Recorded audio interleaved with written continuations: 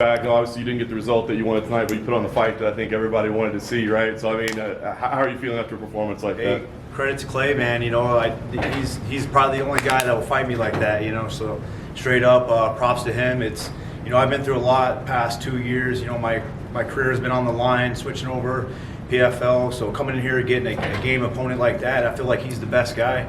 To go in there and do that with a year off, it really kind of lets me know where I'm at. There's a few things that I need to work on, basically cardio and volume, and I win that fight. So it's good to get back in here. It's good to know that I'm fighting 6-7 weeks from now, and you know I'm healthy. You know, got a little black eye, so I can build on that. I can definitely work my cardio, work my volume, and I know what I need to do going forward. And I feel like I can knock all these motherfuckers out on the roster, besides Clay, because that motherfucker took a shot, bro.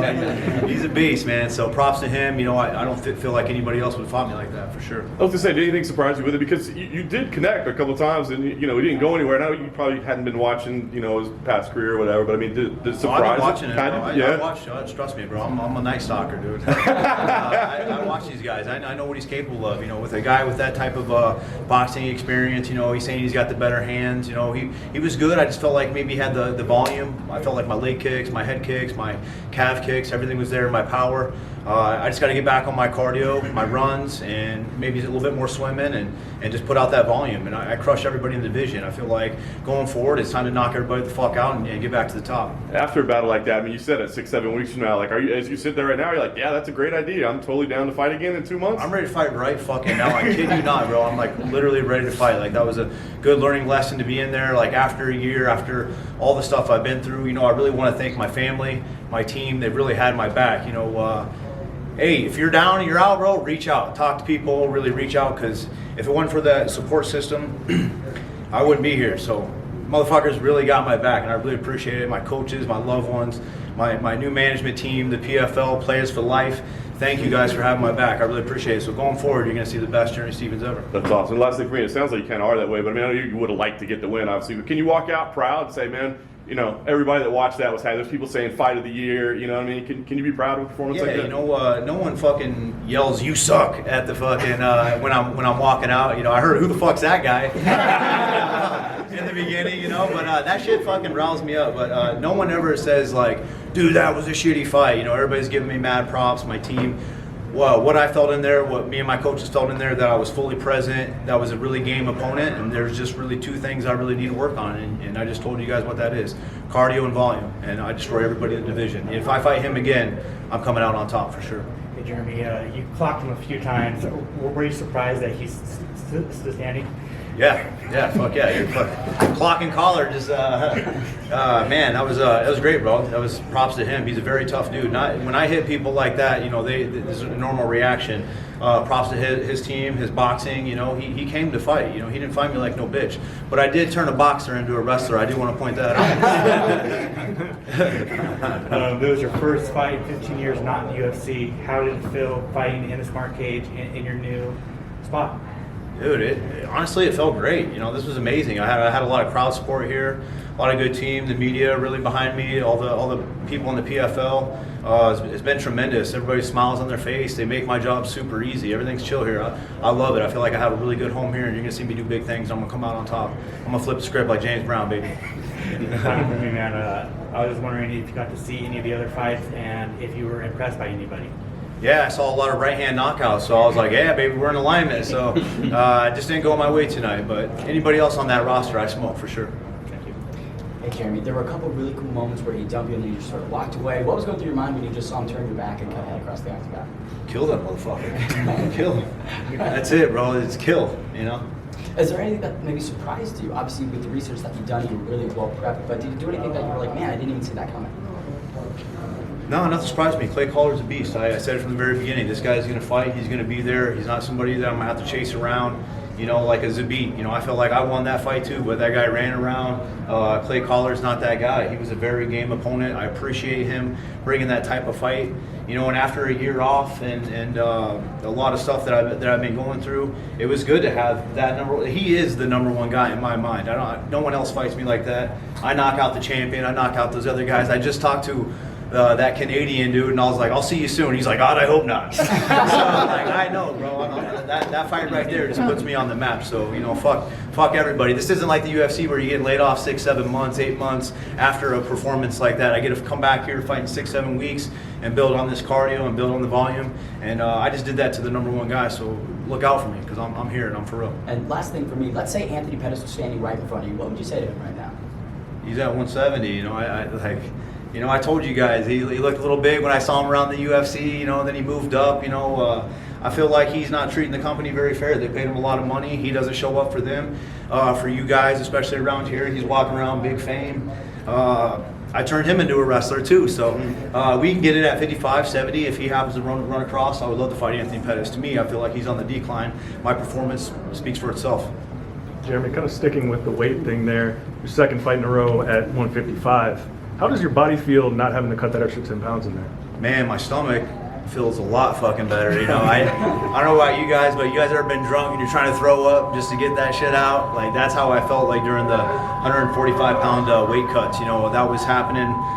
When I fought Jose Aldo, I had a really bad weight cut, and I remember kind of being in that background and being like, man, I think it's about time to move up. I fought a few other fights, had some good performances, but, you know, it's good to be back at 155 pounds.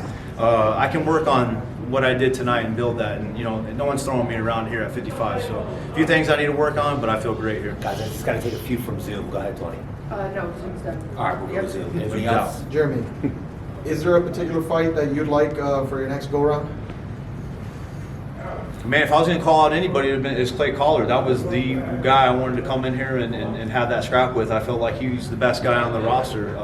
I don't know these other guys, to be honest. I have no idea who they are, but you know, one by one, baby, I'm still going to lay that brick. And anybody else, I'm gonna be running them over.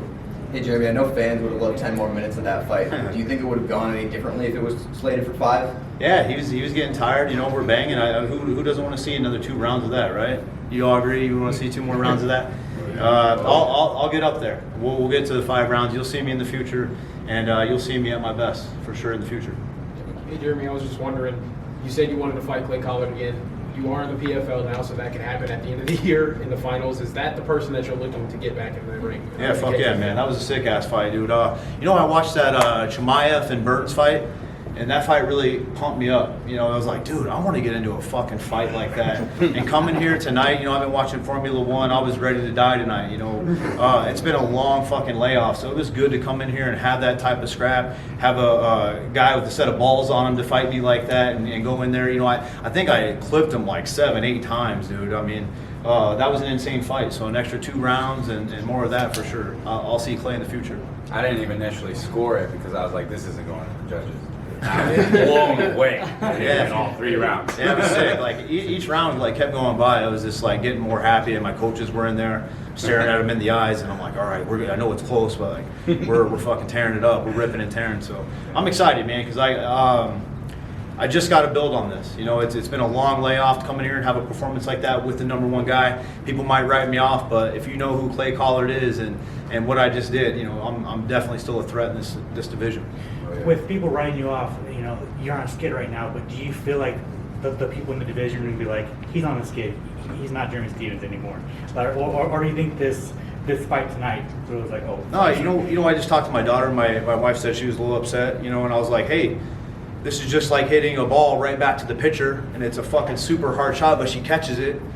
And it's like, what can you do? You just got to tip your cap. You know, I'm hitting these fucking balls deep. They're getting snagged at the warning track. They're right back to the pitcher. You know, I'm hitting these line drive shots. My time's coming, believe me. I'm not fucking done yet. I'm 35 years old. It was good to get back in here. Honestly, I feel a lot better now than I did when I was laying off. When I was laid off, like all these dark thoughts were running through my head like, dude, do I still got it? You know, you haven't fought in a while. You've been fighting fucking killers.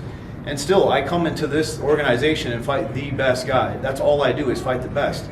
So to go up there and have a performance like that, really just kind of, it's a tip the cap to me. And I'm excited to go in there and work on what I need to work on. And I have a great family, a great foundation, a great management team. The media, that support me. I think the PFL people took a liking to me this week, and I get to work on that. And I'm gonna come back for you guys and kick some ass. First round knockouts are not out of the picture for you. That's all I'm doing. I'm Season is fucking not over. motherfuckers. No, it's not really, because like, you know what? I'm actually happy. 6, 7 weeks.